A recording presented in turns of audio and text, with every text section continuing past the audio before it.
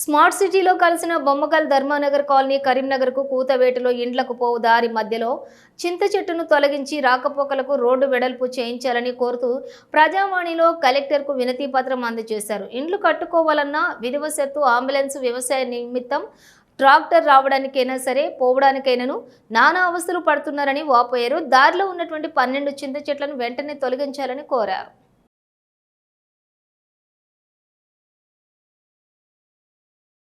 మాది బొమ్మకల్ గ్రామము. ఒక 70 ఏళ్ళ నుంచి మేము గ్రామం నందు బొమ్మకల్ గ్రామం నందు ఉన్నాము. అంటే మా తాతలు వాళ్ళ యుగం ఒడిచినది, ఆ తర్వాత మా నాన్నల యుగం కూడా ఒడుస్తున్నది. ఇప్పుడు మేము పిల్లలము.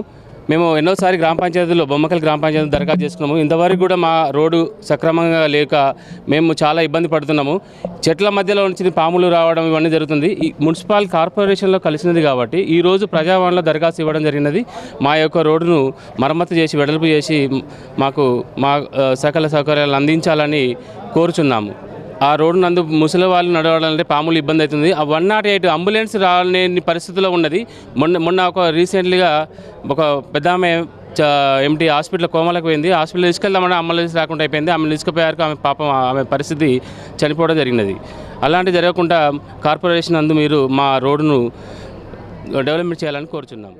మా బొమ్మకల్ గ్రామం మొన్ననే సిటీలో కలిసింది 6వ డివిజన్.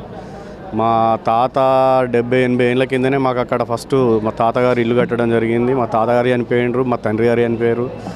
పాములు, విపరీతమైన పాములు, చెట్లకు మాకు సీసీ రోడ్డు లేదు, మోరి లేదు, కాలువలు లేవు. మాది మార్మూల ప్రాంతంలో ఉన్నట్టున్నది. ఇప్పటివరకు ఏ రాజకీయ నాయకుడు కూడా మమ్మల్ని పట్టించుకోలేదు. మొన్న సిటీలో కలిసింది కాబట్టి కలెక్టర్ గారు మా అందుకు కొద్దిగా స్పందించగల అని మేము ఇక్కడికి వచ్చి దరఖాస్తు ఇచ్చినాం.